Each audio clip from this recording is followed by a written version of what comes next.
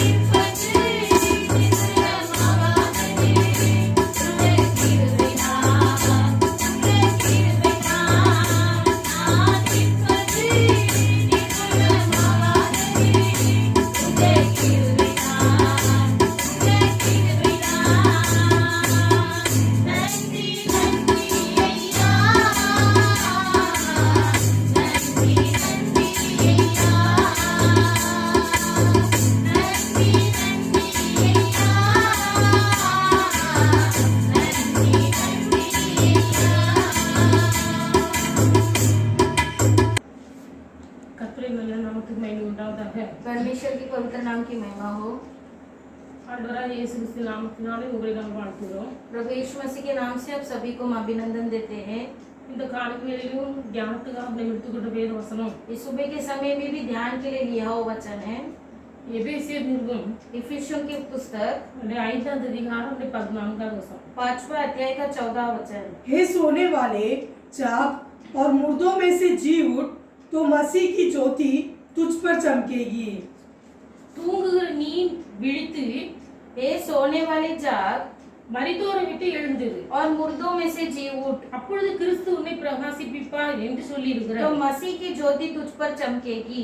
எபேசு சபை விசுவாசிகளை பார்த்து அப்போஸ்தலனாகிய பவுல் சொல்லுகிற ஒரு வார்த்தை. इफिसी कलीसियों को देख के लोगों को देखकर पौलुस कहता है वचन को, தூங்குகிற நீ விழித்து हे सोने वाले जाग மரித்தோரை விட்டு எழுந்திரு, और मुर्दों में से जी उठ, அப்பொழுது கிறிஸ்து உன்னை तो பிரகாசிப்பிப்பார். मसीह की ज्योति तुझ पर चमकेगी। எபேசு சபை விசுவாசிகள் इफिसियों कलीसिया के लोग ஒரு காலத்திலே மரித்து போய் இருந்தார்கள். एक जमाने में वे मरे हुए थे, அக்கிரமங்களினாலும் பாவங்களினாலும் மரித்தவராய் இருந்தார்கள். अधर्म और पापों के कारण वे मरे हुए थे। அப்ப கர்த்தர் தெரிந்து கொண்ட இந்த சபையை परमेश्वर ने चुना हुआ इस कलीसिया को, இவர்கள் அக்கிரமங்களினாலும் பாவங்களினாலும் மரித்து போய் இருந்தார்கள். वे लोग अधर्म और पापों में मरे हुए थे।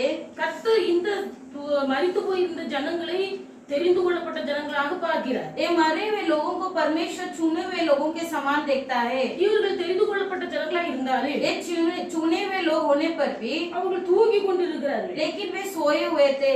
மரணம் என்பது சரீரத்தில் உண்டாகிற மரணம் வேறு, मृत्यु जो है वो शारीरिक प्रकार से जो आती है ஆத்துமாவில் உண்டாகிற மரணம் வேறு. और आत्मा रीति से भी आती है। இந்த எபேசு சபை மக்களுடைய வாழ்க்கையில் வந்த மரணம் ये इफिसी कलीसिया के लोगों के में आया हुआ मृत्यु சரீரத்தில் வந்த மரணம் அல்ல, शारीरिक तौर की मृत्यु नहीं, ஆத்துமாவில் வந்த மரணம். परंतु आत्मिक की मृत्यु है।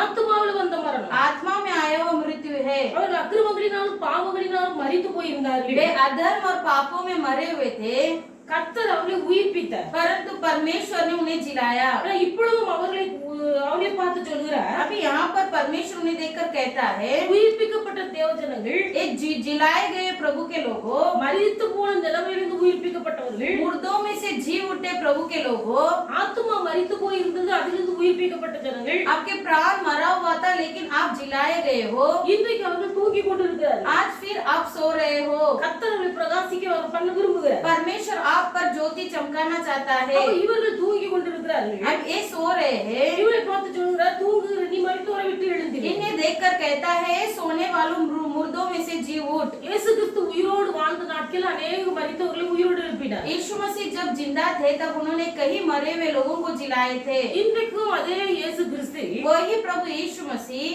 அப்படிப்பட்ட அற்புதங்களை செய்வதற்கு போதுமானவராய் இருக்கிறார். उस प्रकार के चमत्कार करने के लिए वे योग्य है। அப்ப இயேசு உயிரோடு வாழ்ந்த நாட்களில் यीशु मसीह जब जीवित थे, ஒரு நாள் நான் வேதத்தை வாசிக்கும் போது एक दिन हम पवित्र शास्त्र में पढ़ते हैं, லூக்கா சுவிசேஷம் 7வது அதிகாரம் लूका रचित सुसमाचार 7वां अध्याय 12வது வசனத்தில் வாசிப்பீர்கள். उसके 12 वचन को जब तुम पढ़ोगे, जब वह नगर के फाटक के पास पहुंचा तो देखा लोग एक मुर्दे को बाहर लिए जा रहे थे, जो अपनी माँ का एकलौता पुत्र था और वो विधवा थी, और नगर के बहुत से लोग उसके साथ थे। இயேசு கிறிஸ்து நாயின் ஊருக்கு போனார். यीशु मसीह जब नगर में गए थे, அவருடைய சீசர்களும் அவர் அநேகரும் திரளான ஜனங்களும் அவர்களுடனே கூட போனார்கள். वहाँ के कई लोग उनके भीड़ बनकर उनके पीछे गए।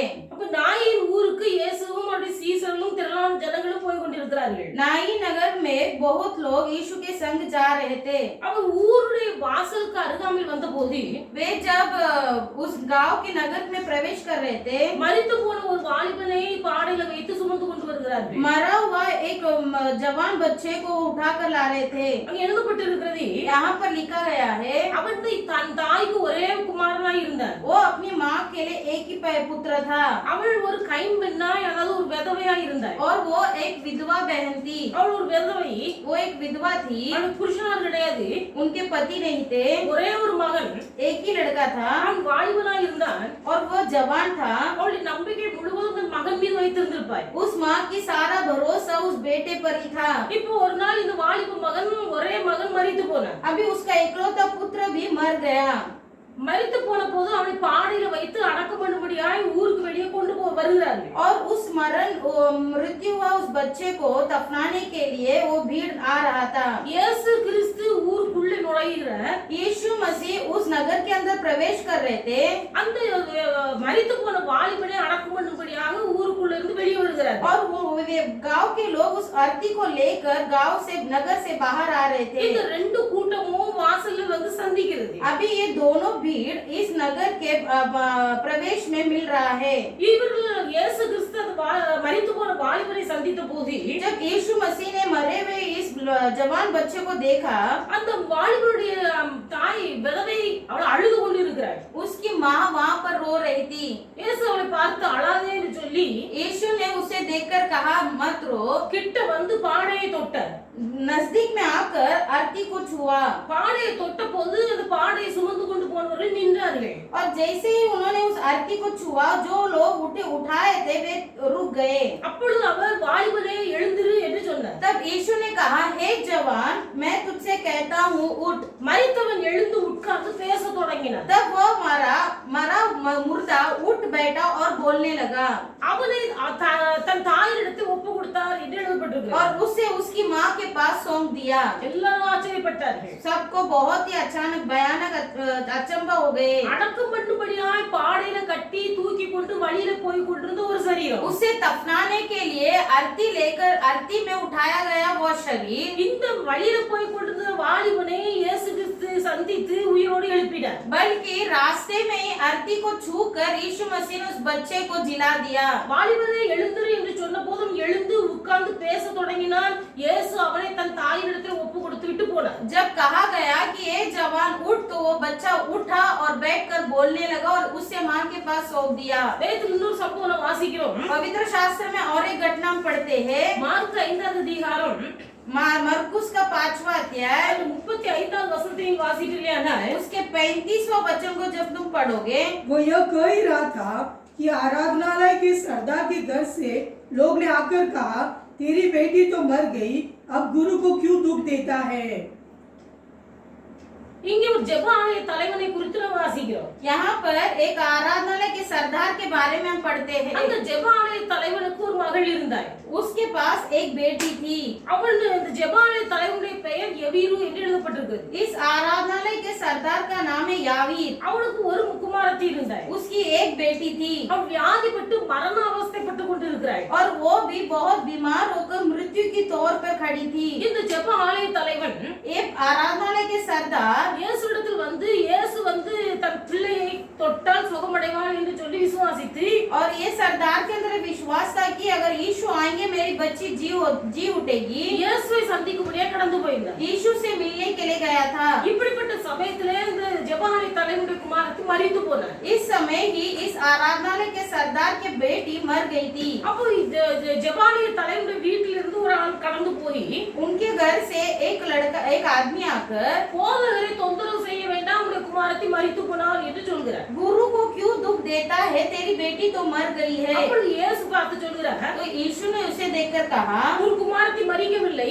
तेरी बेटी मरी नहीं है, நான் வர்றேன் உன் கூட வீட்டுக்கு मैं तेरे साथ आता हूँ என்று சொல்லி எவ்வீரின் பின்னாடி எவ்வீர் வீட்டுக்கு கடந்து போகிறார். याहीर के साथ उसके घर पर चले आए। எவ்வீருடைய வீட்டுல குழந்தை மரித்து போனது. याहीर के घर पर उसकी बेटी मर गई थी। 12 வயது சிறுமி, 12 साल की बेटी थी। எல்லாரும் அந்த பிள்ளையை சுற்றி உட்கார்ந்து அழுது கொண்டிருக்கிறார்கள். सभी चारों तरफ घेर के बैठ के रो रहे हैं। இயேசு அந்த வீட்டுக்குள்ள பிரவேசித்தார். यीशु मसीह उस घर के भीतर प्रवेश किए। எல்லாரையும் பார்த்து சத்தம் போட்டார், सबको देखकर उन्हें डांटा, நீங்க ஏன் அழுது சந்தடி பண்ணி கொண்டிருக்கிறீர்கள்? आप लोग बहुत रोते और चिल्लाते क्यों बैठे हो। பிள்ளை அளவில்லை, அவள் பிள்ளை மரித்து போகவில்லை, அவள் நித்திரையாக இருக்கிறாள் लड़की मरी नहीं परंतु वो सो रही है என்று சொல்லி ऐसे कहकर எல்லாரும் அதட்டி வெளியே விட்டு सभी को उन्होंने बाहर निकाल दिया। பிள்ளையின் தாயின் தகப்பனையும் परंतु उस बच्चे के माता पिता தன்னுடைய சீசர்களில் பேதுரு, யாக்கோபு, யோவான் 3 பேரை அழைத்துக் கொண்டு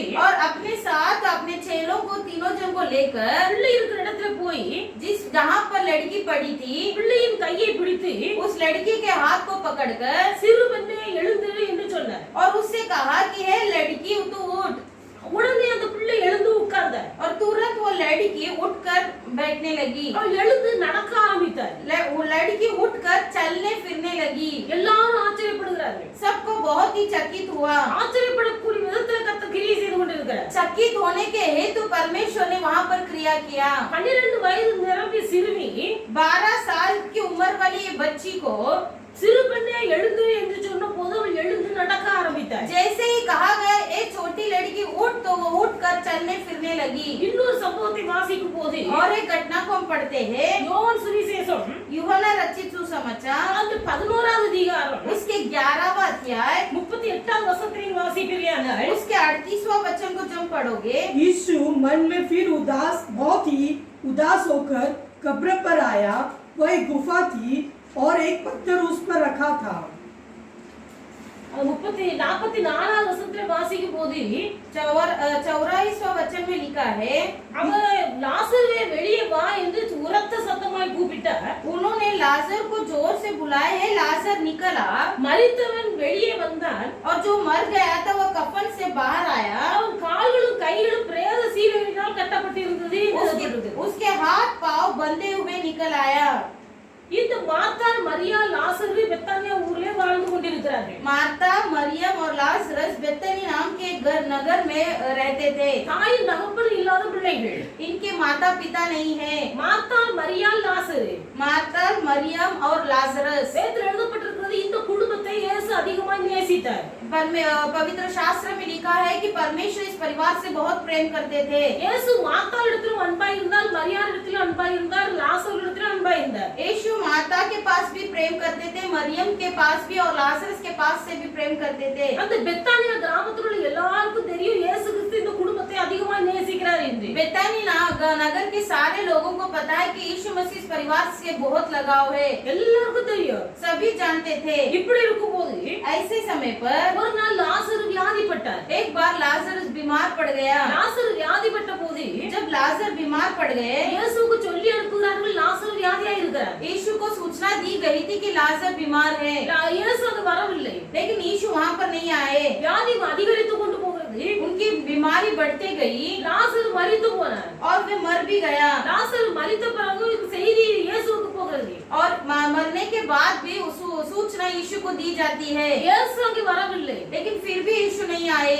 லாசரு மரித்து போனார். लाजर मर गया, அடக்கம் பண்ணினார்கள். दफनाया गया था। அடக்கம் பண்ணி 4 நாள் ஆயிடுச்சு. दफना कर 4 दिन हो गए थे। 4 நாள் ஆன பிறகு 4 दिन बीतने पर தாய் தகப்பன் இல்லாத பிள்ளைகளா இருந்தபடினால उनके माता पिता कोई न होने के कारण மார்த்தாள் மரியாள் 2 பேரும் சகோதரிகள். मार्ता और मरियम दोनों बहन थे।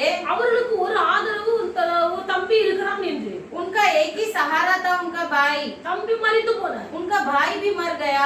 மார்த்தாள் மரியாள் மிகுந்த துக்கத்தில் இருக்கிறார்கள். मार्ता और मरियम बहुत दुखी थे। ஏற்கனவே தாயும் இல்ல தகப்பனும் இல்ல. पहले से उनके माता पिता नहीं है, ஒரு தம்பி மட்டும் இருந்தான். केवल एक भाई था। தம்பி வாலிபனான போது இப்படி மரித்து போனானே. ये भाई भी जवानी में मर गया। இவ்வளவு ஒரு வேதனையோடு ऐसे एक बड़े दुख के साथ மார்த்தா மரியாள் அவர்கள் அழுது கொண்டிருக்கிறதை பார்த்து मार्ता मरियम रोते हुए மார்த்தாளையும் மரியாளையும் ஆறுதல் படுத்துவதற்கு अनेक யூத ஸ்திரீகள் அங்கு வந்திருக்கிறார்கள். मार्ता और मरियम को तसल्ली देने के लिए कई यहूदी स्त्री वहाँ पर एकत्रित हुए थे। ஏன்னா அந்த கிராமத்துல வாழ்ந்த எல்லாருக்கும் தெரியும் தாய் தகப்பன் இல்லாத பிள்ளைகள். उस नगर के सभी लोगों को पता है कि इनके माता पिता नहीं है। ஆறுதல் சொல்லும்படியாக அநேகரும் உட்கார்ந்து இருக்கிறார்கள். उनको तसल्ली दिलाने के लिए कई लोग जमा हुए थे। லாசர் மரித்து அடக்கம் பண்ணப்பட்டு 4 நாள் ஆன பிறகு लाजर मर के दफना कर 4 दिन होने के बाद இயேசு அங்கே வருகிறார். यीशु वहाँ पर आए। அப்பவும் நேரடியாக வீட்டுக்கு வரல. तभी भी वे तुरंत घर पर नहीं आए। வேதத்தில் எழுதப்பட்டிருக்கிறது पवित्र शास्त्र में लिखा है பெத்தானியாவுக்கும் எருசலேமுக்கும் 2 மைல் தூரம் இருக்கு. बेतानी और यरूशलेम के 2 फीटी में दूर है। பெத்தானியாவுல மார்த்தாள் மரியாள் இருக்கிறார்கள். बेतानी में मार्ता और मरियम है। இயேசு எருசலேமுக்கு வந்திருக்கிறார் என்று சொல்லி கேள்விப்பட்டார். वे उन्हें सुनने में आया कि यीशु यरूशलेम आए हैं। மார்த்தாள் வேகமாய் ஓடி இயேசு இருக்கிற இடத்துல போய் சந்திக்கிறார். मार्ता तुरंत दौड़कर जाती और यीशु से भेंट करती है।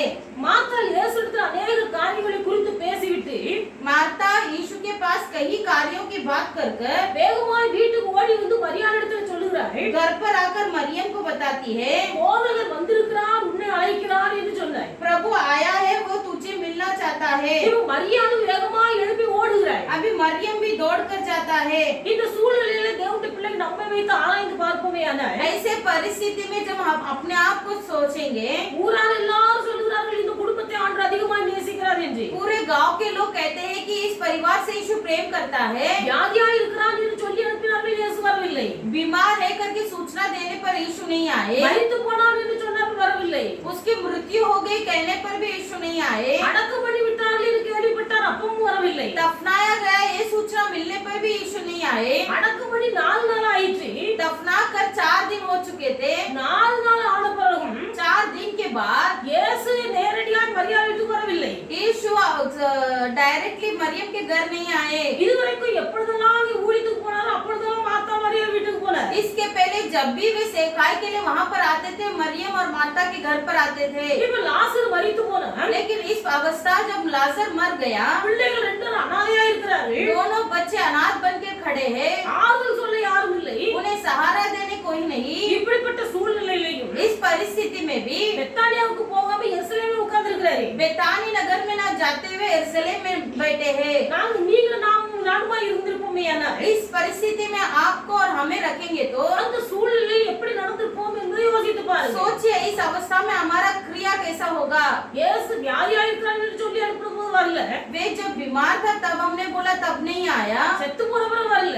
मरने के बाद भी नहीं आए, அடக்கம் பண்ணவரும் விசாரிக்க வரல. दफनाने के बाद कोई पूछताछ करने भी नहीं आए। 4 நாள் ஆயிற்று. 4 दिन हो चुके, இப்பவும் வீட்டுக்கு வரல. अभी भी घर पर नहीं आए। வீட்ல இருந்து 2 மைல் தூரத்துக்கு அப்பால ஒரு இடத்துல உட்கார்ந்து இருக்கிறாரு. घर से 2 किलोमीटर दूरी में बैठे वहाँ पर। இவரை போய் ஏன் பார்க்கணும்? मैं इनसे जाकर क्यों मिलूं? இவர் வந்து என்ன பிரயோஜனம்? या आकर मेरी क्या जरूरत को पूरा करेंगे? இப்படிதான் முறுமுறுத்திருப்பாரு. ऐसे हम कुड़कुड़ाए होंगे। ஆனால் लेकिन தேவனுடைய பிள்ளைகள் இந்த மார்த்தா போய் பார்த்து விட்டு மரியாதை வந்து சொல்கிறார். देखिए मार्ता जाके पहला मिलती है, फिर मरियम को भी कहती है। மரியாள் வேகமாய் எழும்பி मरियम तुरंत उठकर இயேசு இருந்த இடத்துக்கு சந்திக்க முடிய புறப்பட்டு ஓடி வருகிறார். यीशु से भेंट करने यीशु जहाँ पर थे वहाँ दौड़ी। இவள் எழும்பி வேகமாய் ஓடுவதை பார்த்த யூதர்கள் ये ऐसे दौड़ना इसको देखा हुआ यहूदी लोग மரியாள் கல்லறை இடத்துக்கு போகிறாள் என்று நினைத்தார்கள். उन्होंने सोचा कि वे गुफन की ओर जा रही है। லாசருவின் கல்லறை இடத்துல போய் அழ போகிறாள் என்று நினைத்தார்கள். उन्होंने सोचा कि जहाँ लाजर को गुफा में रखा वहाँ जाकर रोने जा रही है। ஆனால் இயேசு வந்தார். लेकिन यीशु वहाँ पर आए। இயேசு வந்தபோது यीशु वहाँ आकर மார்த்தா அழுகிறதை பார்க்கிறாள். मार्ता रोते हुए देख रहा है, மரியாள் அழுகிறதை பார்க்கிறாள். मरियम के आंखों से आंसू देख रहे हैं, அவளோடு கூட இருந்த எல்லா யூதர்கள் அழுகிறதை பார்க்கிறாள். उनके साथ सभी यहूदी स्त्रियों के आंसुओं को देख रहे हैं। எல்லாரும் அழுகிறதை பார்த்தபோது सबका रोना देखकर இயேசு கண்ணீர் விட்டார் என்று எழுதப்பட்டிருக்கிறது. यीशु भी रोए करके लिखा है। இயேசு கண்ணீர் விட்டு यीशु रोकर லாசரை எங்கே வைத்தீர்கள் என்று கேட்டார். और कहा कि लाजर को कहाँ पर रखा गया है। லாசர் வைத்த இடத்தை காண்பித்தார்கள். लाजर को जहाँ पर रखा था दिखाए उन्होंने। கல்லை புரட்டி போட சொன்னார். उन्होंने कहा कि इस पत्थर को हटाओ। கல்லறை அடைத்திருந்த கல்லு புரட்டப்பட்ட போது गुफा में जो पत्थर रखा गया तो उस पत्थर को हटाया गया। அவர் ஆத்மாவில் மிகவும் வியாகுலப்பட்டு वो आत्मा में बहुत कैदित होकर உரத்த சத்தமாய் கூப்பிட்டார், லாசருவே வெளியே வா. और जोर से पुकारने लगे, हे लाजर बाहर आ। லாசர் உயிரோடு எழும்பினார். और लाजर जी उठा। அவருடைய கைகள் கால்கள் எல்லாம் பிரேத சீலையினால் கட்டப்பட்டிருந்தது. उसके हाथ पांव सारे बंधे हुए थे। அவன் வெளியே வந்த போது கட்டில் எல்லாம் அவிழ்த்து விட சொன்னார். और जैसे ही बाहर आया उसे खोल देने के लिए कहा गया। லாசர் உயிரோடு எழும்பினார். और लाजर जी उठा। லாசர் உயிரோடு எழும்பினார். लाजर जी उठा। தேவனுடைய பிள்ளைகள் परमेश्वर के बच्चे, இயேசு கிறிஸ்துவால் கூடாத காரியம் ஒன்றுமில்லை. हमारा प्रभु यीशु मसीह से कोई भी कार्य असंभव नहीं है। இயேசு கிறிஸ்து எதை நினைத்தாலும் செய்வார். यीशु मसीह जो चाहे कर सकता है। நாம் இந்த சம்பவங்களை வாசித்தோம். हम इस घटना में हमने पढ़ा, அடக்கம் பண்ணும்படியாய் கொண்டு போய் சுமந்து கொண்டு போய் கொண்டிருக்கிறார்கள். दफना करने के लिए अर्थी को उठाकर जा रहे थे। பாடையில வைத்து சுமந்து கொண்டு கல்லறை பூமிக்கு அடக்கம் பண்ணும்படியாய் கொண்டு போய் கொண்டிருக்கிறார்கள்.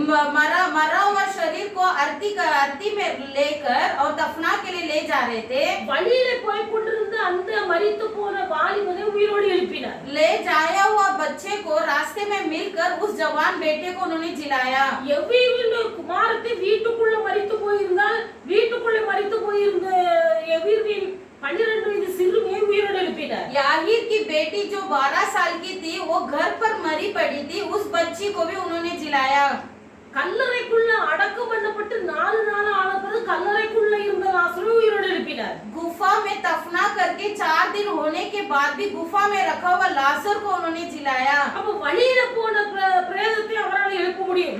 यानी रास्ते में जाया हुआ मुर्दे को भी वे जिला सकते हैं। வீட்டுக்குள்ள மரித்து போன பிரேதத்தை எழுப்ப முடியும். घर पे मरा पड़ा हुआ मुर्दे को भी जिला सकते हैं। கல்லறைக்குள் அடக்கம் பண்ணப்பட்ட பிரேதத்தையும் உயிரோடு எழுப்ப முடியும். गुफा में मरा हुआ मुर्दे को भी जिला सकते हैं। இன்றைக்கு தேவனுடைய பிள்ளைகள் எந்த விதத்தில் நீங்கள் மரித்து போயிருந்தாலும் आज परमेश्वर के बच्चे आप किस अवस्था में मरे हुए हो, கர்த்தர் உங்களை பிரகாசிக்க பண்ண விரும்புகிறார். परमेश्वर चाहता है कि उनकी ज्योति तुम पर चमके। நீங்கள் செய்ய வேண்டிய ஒரு காரியம் மரித்தவரை விட்டு எழுந்திருக்கணும். आपको एक काम करना है कि मुर्दों में से जी उठना है, அக்கிரமங்களினாலும் பாவங்களினாலும் மரித்து இருந்தவர்களை கர்த்தர் உயிர்ப்பித்தார். क्योंकि परमेश्वर यीशु मसीह अधर्म और पापों में मरे हुए लोगों को जी उठाया। ஆத்துமாவிலே மரணம் உண்டாக காரணம் அக்கிரமமும் பாவமும். प्राण में मृत्यु क्यों होती है? अधर्म और पाप के कारण। இன்றைக்கு தேவனுடைய பிள்ளைகளுக்கு வாழ்க்கையில உங்கள் ஆத்துமா மரித்து போய் இருக்கிறதா பிரகாசித்து இருக்கிறதா என்று நீங்கள் ஆராய்ந்து பார்ப்பேன். आज परमेश्वर के बच्चे, क्या आपका प्राण आज के दिन जिलाया है या मरा हुआ है? அப்போ அக்கிரமம் செய்யும் அக்கிரமம் இருக்கும்போது ஆத்துமா மரித்து போகிறது. जब अधर्म बढ़ता है तो प्राण मर जाता है। வேதத்தில் வாசிக்கும் போது पवित्र शास्त्र में पढ़ते हैं, லேவியராவின் புஸ்தகம் लेवियों के किताब அந்த 5ஆம் அதிகாரம் उसके पांचवा अध्याय முதல் வசனத்தை நீங்க வாசிப்பீர்களானால் उसके पहले वचन को जब पढ़ोगे, यदि कोई साक्षी होकर ऐसे पाप करे कि शपथ खिलाकर पूछने पर भी कि क्या तूने यह सुना अथवा जानता है और वह बात प्रकट न करे तो उसको अपने अधर्म का भारा उठाना पड़ेगा। சாட்சியாகி ஒருவன் இடப்பட்ட ஆணையை கேட்டிருந்தும் अगर गवाह साक्षी बोलकर किसी से कुछ मांगा जाए, தான் கண்டதையும் அறிந்ததையும் தெரியாதிருந்தால் यदि जो बात प्रकट न करे, அவன் பாவம் செய்து தன் அக்கிரமத்தை சுமப்பான் என்று எழுதப்பட்டிருக்கிறது. यहाँ लिखा गया कि वो पाप करे और वो अधर्म को उठाएगा। ஒருவன் தான் கண்டதையும் அறிந்ததையும் தெரியாதிருந்தால் यदि कोई इंसान जो वो जानता है और जो पहचानता है वो प्रकट न करे, அவன் பாவம் செய்து தன் அக்கிரமத்தை சுமப்பான். वो पाप करेगा और अधर्म का भार उठाएगा। அக்கிரமங்களினாலும் பாவங்களினாலும் மரித்திருந்த உங்களை என்னை கர்த்தர் உயிர்ப்பித்தார். अधर्म और पापों में मरे हुए आपको और हमें परमेश्वर ने जिलाया है। உயிர்ப்பிக்கப்பட்ட தேவனுடைய பிள்ளைகள் இன்றைக்கு அநேக நித்திரையாக இருக்கிறார்கள். लेकिन जीवित हुए प्रभु के बच्चे आज कई लोग सो रहे हैं। ஆத்துமாவை மரித்த ஒரு நிலைமை प्राण में मरा हुआ अवस्था। இன்றைக்கு இப்படிப்பட்ட சூழ்நிலை உருவாவதற்கு காரணம் आज ऐसी परिस्थितियां क्यों उठती है? எழுத்தின்படி இங்கு எழுதப்பட்டிருக்கிறது. लेखी के रूप से लिखा गया है, மனுஷன் தான் கண்டதையும் கேட்டதையும் சாட்சியாக அறிவியாதிருந்தால் यदि कोई व्यक्ति जो देखता है सुनता है साक्षी के रूप से नहीं बताएगा, அவன் பாவம் செய்கிறவனாய் இருக்கிறான், அவன் தன் அக்கிரமத்தை சுமக்கிறவனாய் இருக்கிறான். वो पाप करता है और वो उस अधर्म का भार उठाता है। வேதத்துல வாசிக்கும் போது पवित्र शास्त्र में पढ़ते हैं, சமாரியாவில் ஒரு பெரிய பஞ்சம் உண்டாயிற்று. सामरी नगर में बहुत बड़ा अकाल पड़ गया। சமாரியா தேசத்துல ஒரு பெரிய பஞ்சம். सामरी नगर में बहुत बड़ा अकाल आ गया। சமாரியா தேசத்தை சுற்றிலும் சீரியர்கள் முற்றுகையிட்டு இருக்கிறார்கள். सामरी देश के चारों ओर सीरिया के लोग बहुत तरफ से खड़े थे, அதனால ஜனங்கள் உள்ளேயே போக முடியாது, வெளியே போக முடியாது. इसलिए लोग ना ही बाहर जा पाते थे और ना ही अंदर रह पाते थे। அப்படி சீரியர்கள் முற்றுகை போடப்பட்டிருந்தாங்க. ऐसे सीरिया के लोग उन्हें बहुत दबा रहे थे। சமாரியாவுல பயங்கர பஞ்சம். सामरी में अकाल होने के कारण சாப்பாட்டுக்கு கூட பஞ்சம் ஆயிடுச்சு. खाने का भी बहुत परिस्थिति हो गई थी। இப்படி இருக்க சூழ்நிலையில ऐसे परिस्थितियों में இங்க ஆண்டவர் பார்க்கிறார், यहाँ प्रभु देखता है சீரியர்கள் முற்றுகை போட்டு இருக்கிறார்கள். सीरिया के लोग वहाँ पर दबाव डाल रहे हैं। சமாரியாவின் கூக்குரல் வானவரிந்து எட்டுகிறது. सामरी लोगों की आवाज परमेश्वर की ओर तक पहुंची அங்க ஒளிமுக வாசல்ல 2 குஷ்டரோகிகள் உட்கார்ந்து இருக்கிறார்கள். और वहाँ पर फाटक पर 2 कोढ़ियां बैठे थे। குஷ்டரோகிகள் ஒருவருக்கொருவர் பேசிக் கொள்கிறார்கள். कोढ़ी व्यक्ति एक दूसरे से ये बात कर रहे हैं, பஞ்சமோ என்றால் பயங்கரமாய் இருக்கிறது. देखो अकाल कितनी बहुत जबरदस्त है, ஊருக்குள்ளே போக முடியாது. ना ही हम इस नगर के अंदर जा पा रहे हैं। ஊருக்குள்ள போனாலும் பஞ்சத்தினால சாவோம். अंदर प्रवेश करेंगे तो भी अकाल से मरेंगे, இங்க பாளையத்துக்கு வெளியே இருந்தாலும் சாவோம். चाहे हम बाहर बैठे यहाँ भी मरेंगे। ஆனா எங்க இருந்தாலும் சாவுதான். कहीं भी बैठो हमारा मृत्यु तो जरूर है। அதனால துணிகரமாய் சீரியரின் பாளையத்துக்குள்ள இறங்குவோம்.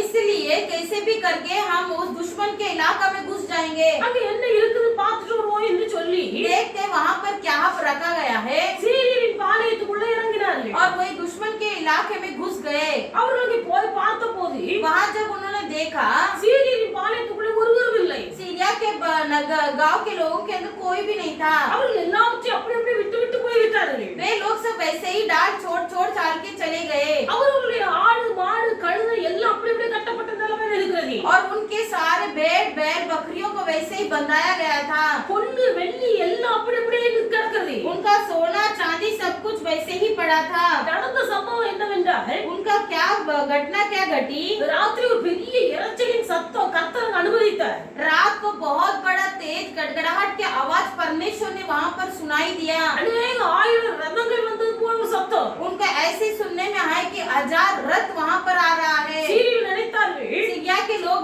सोचने लगे இஸ்ரவேலின் ராஜா इस्राएल का राजा மற்ற ராஜாக்களோடு கூலி பொருத்தி கொண்டு दूसरे राजाओं के साथ मिलकर நம்மை எதிர்த்து புறப்பட்டு வருகிறார் போல. हमसे लड़ने आ रहे हैं, அப்படினால் நாம் ஓடி விடுவோம் என்று इसलिए हम पहले ही भाग जाएंगे। இந்த ரதத்தின் சத்தம் இரைச்சல் காதில் கேட்டபோது ये रथ की आवाज को जब उन्होंने अपने कानों में सुना அவரவர்கள் பொருட்களை அவரவர்கள் அப்படி அப்படியே விட்டு விட்டு பொழுது விடியறதுக்கு முன்னாடி ஓடி போயிட்டாங்க. वे अपने अपने सामान बिस्तर सब वहीं छोड़ छाड़ कर भाग गए। இந்த ரதங்களின் இரைச்சலை உண்டு பண்ணது கர்த்தர். ये रथों की आवाज को परमेश्वर ने वहाँ सुनाई किया சீரியர்கள் எல்லாவற்றையும் விட்டு விட்டு போய் விட்டார்கள். और सीरिया के लोग सब कुछ छोड़ छाड़ दिए।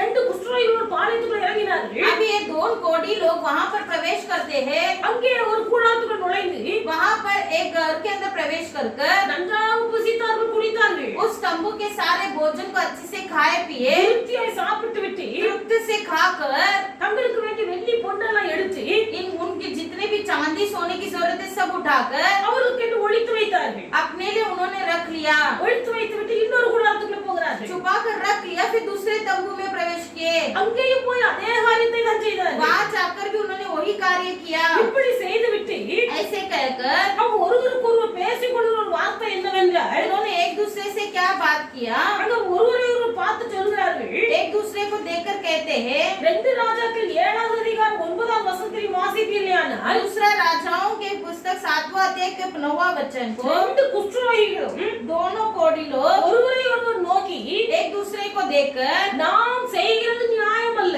हम जो कर रहे हैं ये न्याय नहीं है, நாம் செய்கிற காரியம் நியாயம் அல்ல, हम जो कर रहे हैं सही नहीं है। இந்த நாள் நற்செய்தி அறிவிக்கிற நாள், ये दिन है आनंद के समाचार का दिन है। நாம் மௌனமாய் இருந்து हम शांत रहकर பொழுது விடிய மட்டும் காத்திருந்தால் जैसे ही सुबह होगी குற்றம் நம்மேல் சுமரும். तो दंड हमारे ऊपर आएगा। இப்போது நாம் போய் ராஜாவுக்கு அரண்மனையாருக்கு இந்த காரியத்தை அறிவிப்போம் வாருங்கள் என்று சொன்னார். इसलिए अब आओ हम राजा के घराने के पास जाकर ये बात बतला दे। குஷ்டரோகிகள் சொல்கிறார்கள். कोढ़ी लोग कहते हैं சத்துருக்கள் எல்லாவற்றையும் விட்டு விட்டு போய்விட்டார்கள். सारे शत्रु लोग अपने डेरे को छोड़कर भाग गए। பாளையத்துக்கு புறம்பாக்கி வைக்கப்பட்டவர்கள் குஷ்டரோகிகள் जो फाटक से बाहर हटाकर रखा गया कोढ़ी लोग இவர்கள் புசித்தார்கள் குடித்தார்கள் பொண்ணு வெள்ளி எல்லாம் எடுத்து தங்களுக்கு என்று ஒளித்து வைத்தார்கள். इन्होंने खाया पिया और अपने लिए चांदी सोना वस्त्र को लेकर छिपा रखा। ஒரு கூடாரத்துக்குள்ள போய் இந்த காரியத்தை செய்தார்கள்.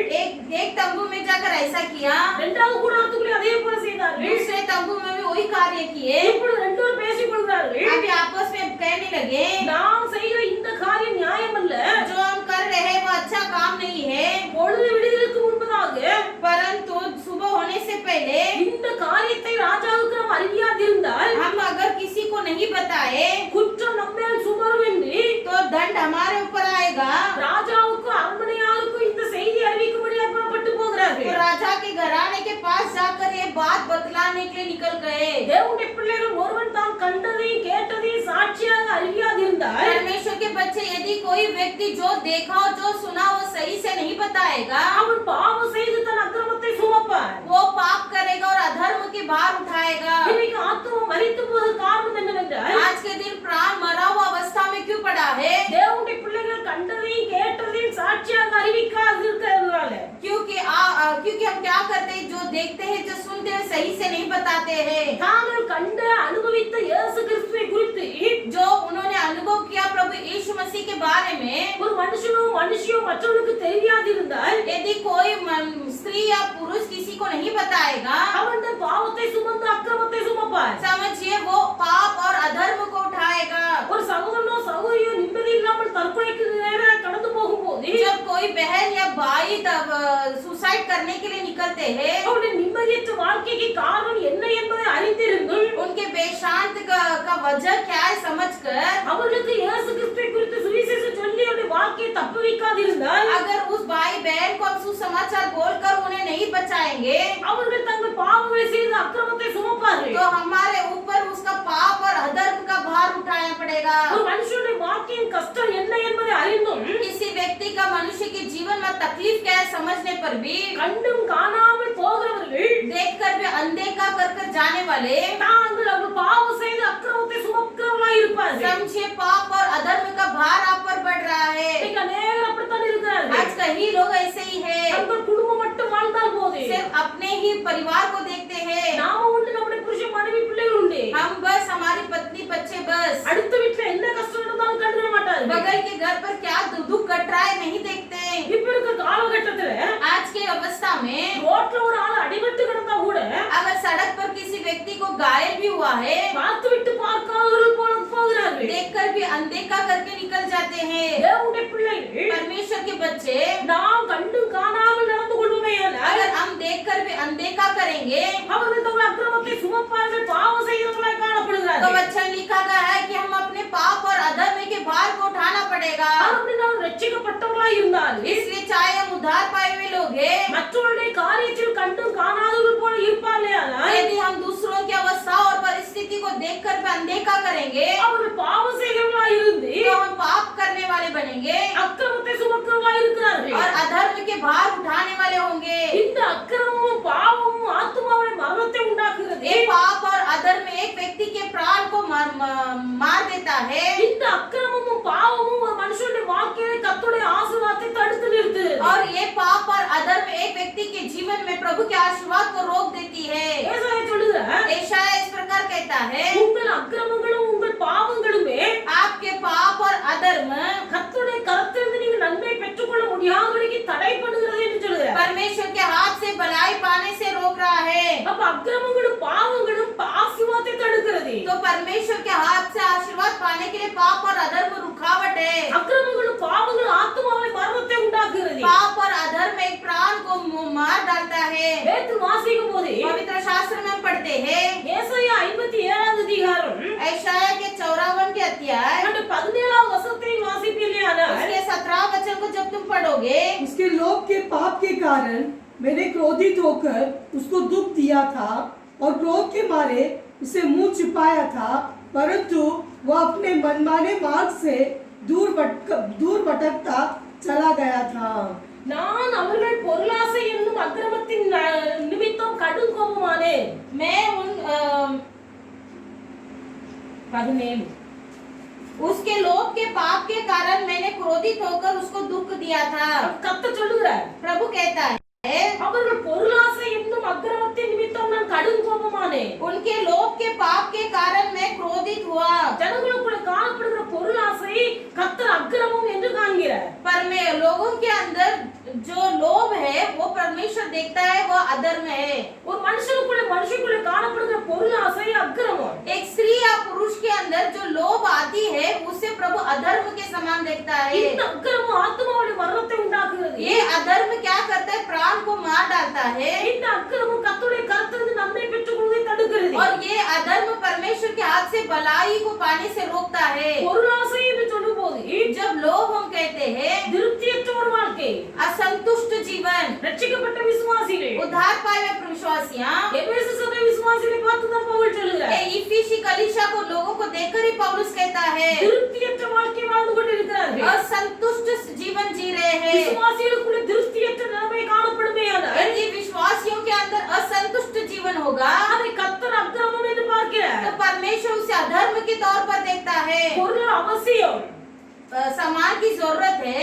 நமக்கு உலகத்தில் உயிர் வாழ்கிறோம். जब इस संसार में हम जी रहे हैं, நாம் வாழ்வதற்கு பொருள் அவசியம். इस संसार में जीने के लिए हमें कुछ सामान की जरूरत है। ஆனால் பொருள் ஆசை என்பது அக்கிரமம். लेकिन जो लोभ होता है वो एक अधर्म है। திருப்தியற்ற ஒரு வாழ்க்கை, अतृप्त जीवन, வேதத்தில் எழுதப்பட்டிருக்கிறது, पवित्र शास्त्र में लिखा है காண்கிறதுனால் கண் ஒரு நாளும் திருப்தி அடையாது. जिससे भी आंख देखता है वह आंख कभी तृप्त नहीं होता। எத்தனை ஆயிரம் கோடிக்கணக்கான வார்த்தைகளை கேட்டாலும் जितने ही कोड़ी करोड़ शब्दों कभी भरता नहीं। எவ்வளவு குப்பையை அள்ளி வாரி தட்டினாலும் कितने ही कूड़ों को उठाकर हम फेंके, அக்கினி ஒரு நாள் போதும் என்று சொல்லாது. और वैसे आग कभी कहेगा नहीं कि बस करो। கண்ணுல ஒளி இருக்கும் வரைக்கும் जब तक हमारी दृष्टि में नजर है, கண்ணை மூடிட்டு நான் எதை பார்க்க மாட்டேன்னு சொல்ல और முடியாது. इस आग को बंद कर कर हम ये नहीं कह सकते कि मैं कुछ नहीं देखूंगी। கண்ணு பார்வை இருக்கும் வரைக்கும் கண் பார்த்து கொண்டே இருக்கிறது. जब तक हमारे आंख में दृष्टि है हम देखते ही रहेंगे। கண்ணு பார்த்து கொண்டே இருந்தாலும் கண்ணு ஒரு நாள் போதும் இனி பார்க்க வேண்டாம்னு சொல்லாது. फिर भी आप कभी ये नहीं कहेगा कि काफी अभी मैं आपसे नहीं कुछ देखूंगा। காது இருக்கும் வரைக்கும் जब तक हमारी कान है, ஒரு நாளைக்கு எத்தனையோ கோடிக்கணக்கான வார்த்தைகளை கேட்டாலும் एक दिन में हम कितने ही बातों को शब्दों को सुनते हैं। செவி ஒரு நாள் நிரம்பி இனி செவிக்குள்ள வார்த்தை போகாது என்ற நிலைமை வராது. हमारा कान कभी ये नहीं बोलता कि मेरा भर गया अभी बस हो गया करके नहीं कहता है। ஒரு இடத்துல அக்கினி தீப்பற்றி எரிந்து கொண்டிருக்குமேயானால் अगर कहीं जगह पर आग लग गई है,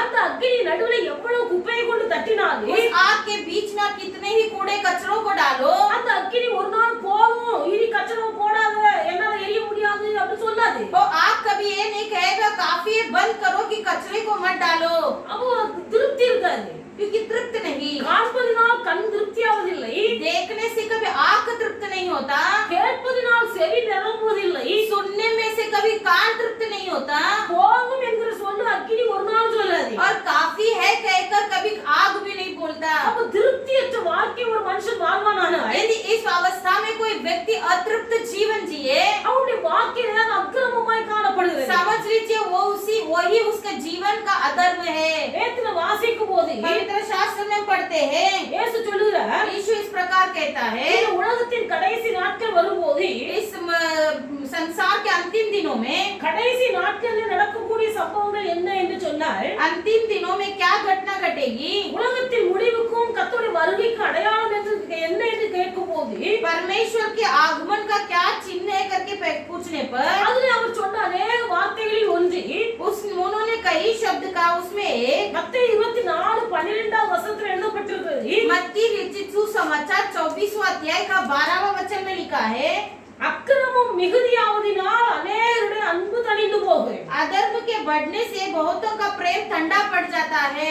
அக்கிரமம் மிகுதியாவதினால் அநேகருடைய அன்பு தணிந்து போகும். अधर्म के बढ़ने से बहुतों का प्रेम ठंडा हो जाता है। இன்னைக்கு அன்புக்காக ஏங்குகிற உள்ளங்கள் கோடிக்கணக்கான ஜனங்கள் இருக்கிறார். आज प्रेम के लिए तरसने वाले लोग करोड़ करोड़ है। எது இருந்தாலும் சரி, कुछ भी हो या ना हो, சாப்பிடுறதுக்கு ஆகாரம் இருக்கோ இல்லையோ, चाहे भोजन हो या ना हो, உடுக்கிறதுக்கு வஸ்திரம் இருக்கோ இல்லையோ, चाहे पहनने के लिए वस्त्र हो या ना हो, அன்பாய் நாலு வார்த்தை பேசுவதற்கு யாராவது இருக்கிறார்களா என்று சொல்லி இருதயங்கள் ஏங்கி தவிக்கிறது. ऐसे कई लोगों का हृदय तड़पता कि कोई मुझसे प्रेम से दो शब्द बात करे। ஆனால் அன்புக்காய் எவ்வளவு இருதயம் ஏங்கினாலும் जितना ही हमारा हृदय प्रेम के लिए तड़पे, அந்த உண்மையான அன்பை உலகத்தில் எங்கேயும் காண முடியவில்லை. सच्चा प्रेम इस संसार में हम कहीं नहीं देख पाएंगे। மனுஷர்கள் நம்மை நேசிப்பார்கள் என்றால், यदि कोई मनुष्य तुमसे प्रेम करे, நம்மிடத்தில் காசு பணம் இருந்தால் நேசிப்பார்கள், समझ लीजिए यदि पैसा हो तो प्रेम करेगा, அல்லது நம்மிடத்தில் படிப்பு பதவி இருந்தால் या நேசிப்பார்கள், तुम्हारे पास पढ़ाई लिखाई हो तब तुमसे प्रेम करेगा, அல்லது நம்மை வைத்து அவனுக்கு சில வேலை ஏற்படுத்த வேண்டும் என்றால் நேசிப்பார்கள். नहीं तो तुम्हें रख के कोई कार्य हो तभी तुमसे प्रेम करेगा, மற்றபடி காரியம் இல்லாமல் யாரும் நேசிக்க नहीं மாட்டார்கள். तो बेवजह कोई एक दूसरे से प्रेम नहीं करते हैं। தேவனுடைய பிள்ளைகள், प्रभु के बच्चे, ஆண்டவராகிய இயேசு கிறிஸ்து परमेश्वर यीशु मसीह, அவர் அனாதைகளுக்கு அடைக்கலம் கொடுக்கிறவர், वे अनाथों को शरणस्थान देते हैं, திக்கற்ற பிள்ளைகளுக்கு சகாயம் செய்கிறவர், बेसहारा को सहारा देते हैं, ஏழைகளுக்கு உதவி செய்கிறவர். गरीबों को मदद करते हैं। எந்த நிலைமையில நீங்கள் இருந்தாலே कोई भी अवस्था में आज के दिन आप हो, இயேசு உங்களுக்கு அன்பு செலுத்துகிறவர். यीशु आपसे प्रेम करता है। தாய் தகப்பன் இல்லாத பிள்ளைகள் மார்த்தா மரியா லாசரு, अनाथ बच्चे थे मार्था मरियम और लाजरस, அங்கே மொத்தமா கூட சொல்லவில்லை, वहाँ ऐसे एक साथ भी नहीं कहा है, தனித்தனியாக எழுதப்பட்டிருக்கிறது. अलग भिन्न भिन्न लिखा है। இயேசு கிறிஸ்து மார்த்தாளிடத்திலும் यीशु मसीह मार्था के पास, மரியாளிடத்திலும் मरियम के पास லாசருவிடத்திலும் அன்பாய் இருந்தார். और लाजर से भी प्रेम करते थे। மூன்று பேரிடத்திலும் அன்பாய் இருந்தார் என்று மொத்தமா எழுதவில்லை. एक तीनों से प्रेम करते थे, इसे एक साथ नहीं लिखा है। மூன்று பேருடைய பெயரையும் தனித்தனியாய் குறிப்பிட்டிருக்கிறார். तीनों का नाम अलग अलग लिखा है। கர்த்தருடைய பிள்ளைகள் ஆண்டவரை நேசிக்கிறார். परमेश्वर के बच्चे यीशु आपसे प्रेम करता है। இயேசுடைய அன்பு ஒரு நாளும் மாறாது. यीशु का प्रेम कभी नहीं बदलता। அதனால் நீங்கள் இயேசுவின் அன்பை பாருங்கள். इसलिए आप यीशु के प्रेम को देखो।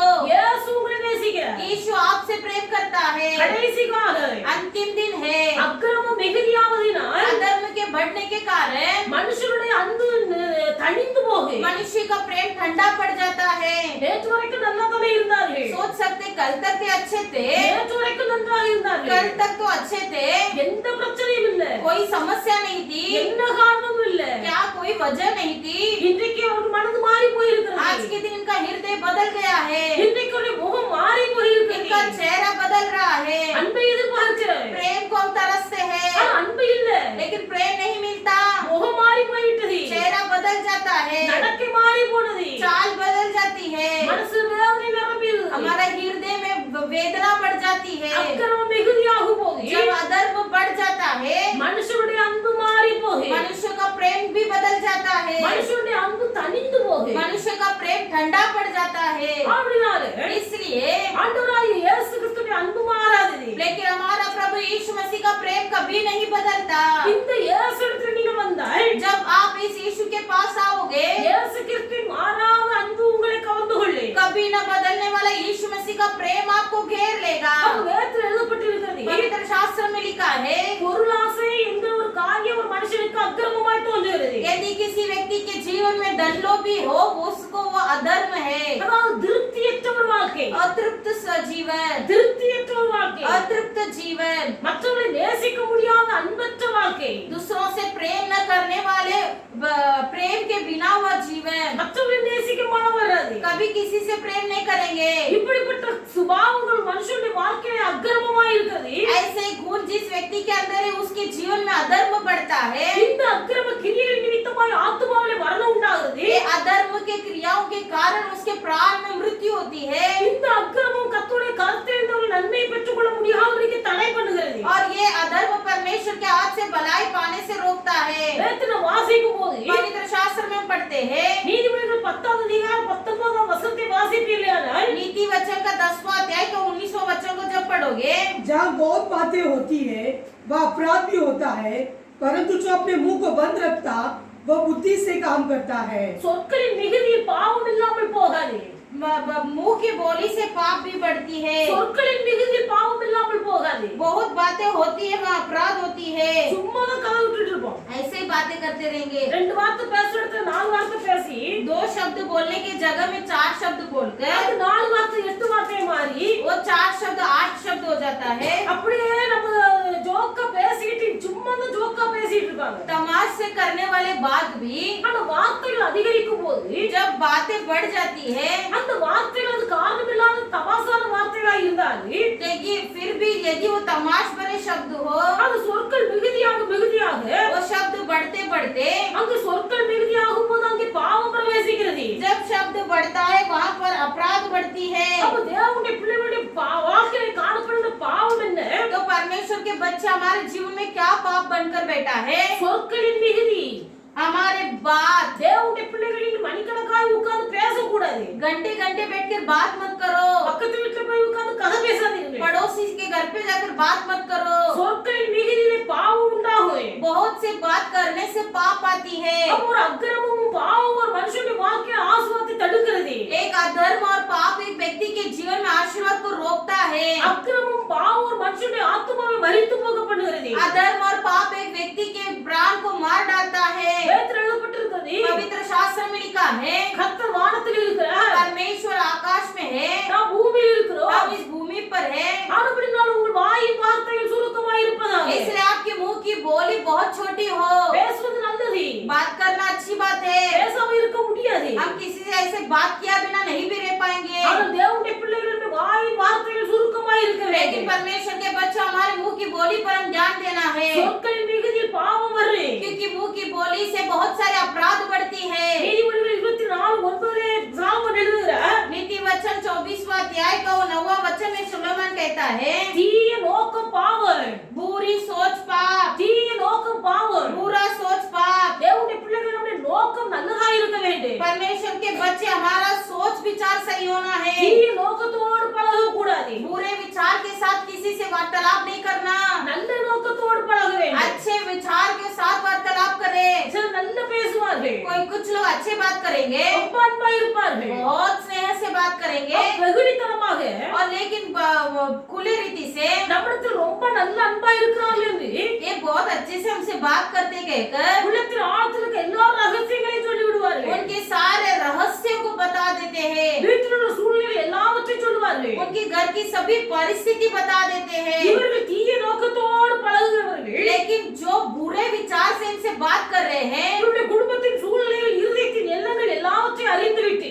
इनके हृदय को जान लेते इनके घर की परिस्थिति को जान लेते हैं அவர்களுடைய சூழ்நிலைகளுக்கு ஏற்றாற்போல இவர்களை பயன்படுத்திக் கொள்ள விரும்புவார்கள் उनके विचार के अनुसार इन्हें भी इस्तेमाल करने लग जाते हैं தீய நோக்கம் பாவம் बुरा विचार पाप है தீய நோக்கம் பாவம் बुरी विचार पाप है நம்முடைய தேவனுடைய பிள்ளைகள் நமக்கு நல்ல நோக்கம் உண்டாயிருக்க வேண்டும் हमारे अंदर अच्छे विचार होना है தாவீது அதைத்தான் செய்தார் दाऊद यही कहा அவருடைய உள்ளத்தில் தீய நோக்கம் उसके अंदर एक बुरी विचार थी எப்படியாவது இந்த உரியாவை கொலை செய்யணும் कैसे भी उरिया को मारना है உரியாவின் மனைவி கர்ப்பமானார் उरिया की पत्नी जो गर्भ हुई அப்படினாலே इसलिए இது உரியாவினால் உண்டானது ये उरिया से हुआ என்று சொல்லி ऐसे कहकर உரியாவை அவன் வீட்டுக்கு அனுப்பி வைக்கிறார் उरिया को अपना घर भेज दिया மற்றவர்கள் எல்லாம் யுத்தத்தில் இருக்கிறார்கள் बाकी सब युद्ध में है உரியாவின் மனைவி கர்ப்பஸ்திரியானாள் उरिया की पत्नी गर्भवती थी இது தன்னுடைய தவறை மறைப்பதற்காக अपना गलत को छुपाने के लिए ஒரு நல்ல எண்ணத்தோடு உரியாவை வீட்டுக்கு அனுப்பி வைப்பது போல நினைத்து उरिया को अच्छे विचार के साथ घर भेज रहा है सोचकर இருதயத்தில் தீய எண்ணம் लेकिन उसका हृदय में बुरा विचार था தான் செய்த தவறை மறைப்பதற்கு अपनी गलती को छुपाने के लिए நன்மை செய்வது போல நினைத்து भलाई करने के जैसे कर உரியாவை வீட்டுக்கு அனுப்பி வைக்க சொல்றார் उरिया को घर भेजने कहा உரியாவுக்கு மனசு இல்ல उरिया को कोई चाहत नहीं थी உரியாவுக்கு மனசு இல்ல வீட்டுக்கு போறதுக்கு उरिया को घर जाने में चाहत नहीं थी எல்லாரும் யுத்த ஸ்தலத்துல கிடக்குறாங்க सभी लोग युद्ध में बैठे हैं நான் எப்படி வீட்டுக்கு போக முடியும் मैं कैसे घर जाऊंगा அவன் போகல वो नहीं गया அங்க தாவீது பார்க்கறான் उसने दाऊद ने देखा இவன் எப்படியாவது வீட்டுக்கு அனுப்பிடலாம் நல்ல எண்ணத்தோடு செய்யறது போல செய்யறான் अच्छे विचार के साथ करने के जैसा कार्य कर रहा था அவன் போகாத காரணத்தினால वो नहीं गया इसलिए யுத்தத்துல அவன் மும்முரமாய் நடக்கிற யுத்தத்துல जो बहुत तेजी से युद्ध हो रही थी அவனை முன்னிறுத்தி அவன் சாகுபடி செய்தார் और उसे वहां पर ही मार डाला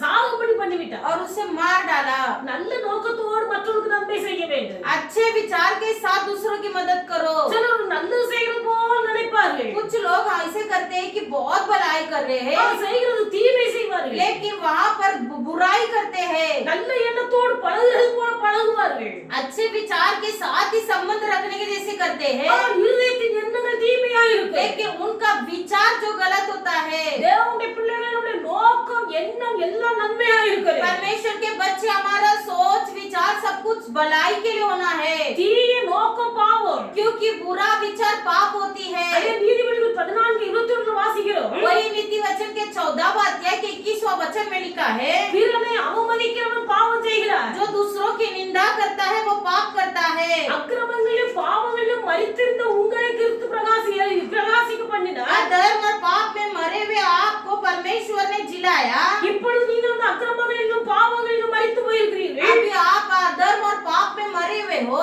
நீங்கள் நித்திரையிலிருந்து எழும்புங்கள் ए सोने वालों जागो கர்த்தர் உங்களை பிரகாசிக்க பண்ணுவார் என்று சொல்லுகிறார் परमेश्वर की ज्योति तुम पर चमकेगी அப்ப அக்கிரமம் என்றால் என்ன பாவம் என்றால் என்னங்கிற அறிவு இருந்தால்தான் यदि हमारे अंदर ये सोच हो कि अधर्म क्या होता है पाप क्या होता है समझ होगा तो ही அக்கிரமத்தை விட்டு பாவத்தை விட்டு விலக முடியும் நம்மளால हम अधर्म और पाप से अपने आप को दूर रख सकते हैं அப்ப அக்கிரமம் என்றால் என்ன अधर्म यानी क्या தேவனுடைய பிள்ளைகள் தெரிந்ததையும் அறிந்ததையும் மற்றவர்களுக்கு தெரிவிக்காமல் போனால் நாம் அக்கிரமம் செய்கிறோம் आपने जो जान लिया आपने जो अनुभव किया है उसे अगर हम दूसरों को नहीं बताएंगे वो अधर्म है சுற்றிலும் என்ன நடக்கிறது என்று எல்லா செய்தியும் சிலருக்கு தெரியும் कुछ लोगों को चारों तरफ क्या घट रहा है सब संदेश मिलेगा சுற்றிலும் என்னென்ன நடக்குது என்னென்ன பேசுறாங்க எல்லாம் தெரியும் कुछ लोगों को चारों तरफ की घटनाएं सब कुछ पता चलता ஆனா है எல்லாவற்றையும் மனதில் அடக்கி வைத்துக் கொள்வார்கள் लेकिन सब कुछ अपने हृदय में छिपा कर रखेंगे ஒன்றுமே தெரியாத போல மற்றவர்கள் வாயிலிருந்து வார்த்தைகளை பிடுங்குவார்கள் ऐसे प्रतिबंध करेंगे कि उन्हें कुछ पता ही नहीं और दूसरों के मुंह से निकालेंगे உண்மையான அன்பு இருக்குமேயானால் यदि किसी के हृदय में सच्चा प्रेम हो தாங்கள் காண்கிறதையும் கேட்கிறதையும் உண்மையாய் அவர்களுக்கு அறிவிப்பார்கள் वे जो सुनते हैं और वो जो देखते हैं वे सही रीति से बताएंगे காண்கிறதையும் கேட்கிறதையும் அறியாதிருந்தால் அவன் பாவம் செய்கிறான் அவன் அக்கிரமத்தை சுமக்கிறான் இருக்கிறார். यदि कोई व्यक्ति सच्चाई से जो देखा है सुना है वह नहीं बताएगा वो अधर्म करता है। திருப்தியற்ற ஒரு வாழ்க்கை, பொருளாசை நிறைந்த வாழ்க்கை வாழ்கிறவன் இந்த பொருளாசை, அது திருப்தி இல்லாத ஒரு காரியம் ஒரு மனுஷனுக்கு அக்கிரமமாய் இருக்கிறது. यदि किसी व्यक्ति के जीवन में धन लोभी हो उसके जीवन में अधर्म है। மற்றவரிடத்தில் அன்பு கூறுவதில் குறைந்து போனால் அவர்கள் அக்கிரமம் செய்கிறவர்களாய் இருக்கிறார்கள். यदि किसी से प्रेम करने में हम घट जाते हैं तो हमारा जीवन में अधर्म बढ़ रहा है। மற்றவரை நேசிக்க முடியவில்லை, दूसरों से प्रेम करना नहीं पसंद करते, கண்டு காணாதவர்கள் போல போகிறார்கள். देख कर भी अनदेखा कर देते हैं, நம்ம வேற ஒன்று, நம்ம சோழி உண்டு. अपना ही काम पर लगे रहते हैं। அப்படியே ஒரு ஆள் விலகி போகுது என்று சொன்னால் ऐसा कोई अगर व्यक्ति अलग हो रहा है அவர்களுக்குள்ள அக்கிரமம் மிகுதியாய் கொண்டே இருக்கிறது. सोच लीजिए उसका अधर्म बढ़ते जा रहा है। அக்கிரமம் மிகுதியாவதனாலே அன்பு தணிந்து போகிறது. जब अधर्म बढ़ता है तो मनुष्य का प्रेम ठंडा पड़ जाता है। அதிகமாய் பேசுறதுனால் பாவம் உண்டாகிறது. बहुत से बातें करने में पाप बढ़ती है। நம்முடைய நோக்கம் தீயதாய் இருந்தால் அது பாவமாய் இருக்கிறது. यदि हमारा सोच विचार बुरा हो तो वो पाप है। மற்றவர்களை அவமதிக்கிறவர்கள் பாவம் செய்கிறார்கள். यदि हम किसी को तुच्छ समझते हैं वो पाप है। மற்றவர்களை அவமதிக்கிறார்கள், दूसरों को निंदा करते, அற்பமாய் நினைப்பார்கள், तुच्छ समझते, அற்பமாய் நினைப்பார்கள். तुच्छ समझते।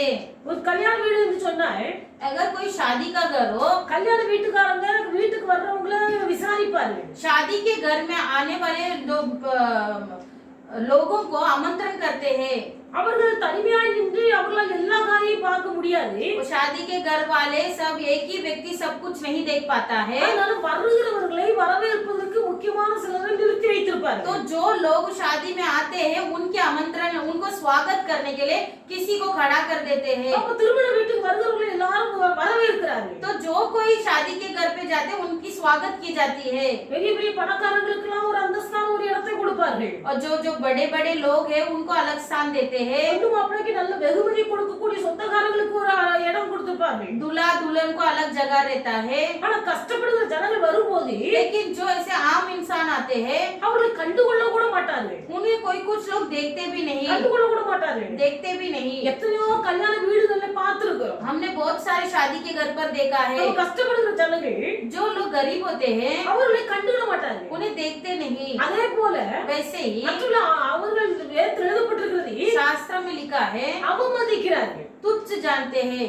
படித்தவர்கள் படிக்காதவர்களை அவமதிக்கிறார்கள். पढ़े लोग अनपढ़ लोगों को तुच्छ जानते हैं। நல்ல வேலை வாய்ப்புல இருக்கிறவர்கள் வேலை வாய்ப்பு இல்லாமல் கஷ்டப்படுவதை பார்க்கும்போது அற்பமா நினைக்கிறார்கள். जो अच्छे नौकरी करते हैं जिनकी नौकरी ने उन्हें देखकर तुच्छ जानते हैं। அங்கவீனர்களை பார்த்து அவமதிக்கிறார்கள். जो हैंडीकैप है उन्हें देखकर तुच्छ समझते हैं। சிலர் நினைக்கிறார்கள். कुछ लोग ये सोचते हैं, ஆண்டவர் சொல்லுகிறார், प्रभु कहता है குருடனை படைத்தது நான், मैंने ही अंधों को सृष्टि किया, செவிடனை படைத்தது நான் தான், मैंने ही बैरों को सृष्टि किया, கண்களையும் செவிகளையும் படைத்தது நான் தான். आंखों को और कानों को मैंने ही सृष्टि किया। நமக்கு ஆண்டு நல்ல செவி திறமையை தந்திருக்கிறார். परमेश्वर ने हमें अच्छा सुनने के लिए ताकत दिया है। கர்த்தருடைய கண்கள்ல நல்ல பார்வை தந்திருக்கிறார். हमारे आंखों में अच्छा दृष्टि दिया है। கைகள் கால்கள் எல்லாம் நல்ல முறையிலே தந்திருக்கிறார். हमारा हाथ पैर अच्छे से काम करता है। ஆனா சிலருடைய வாழ்க்கையில लेकिन कुछ लोगों के जीवन में காது கேட்காமல் இருக்கிறது, वे कान नहीं सुन पाता, சிலர் கண் பார்வை இல்லாமல் இருக்கிறார்கள்,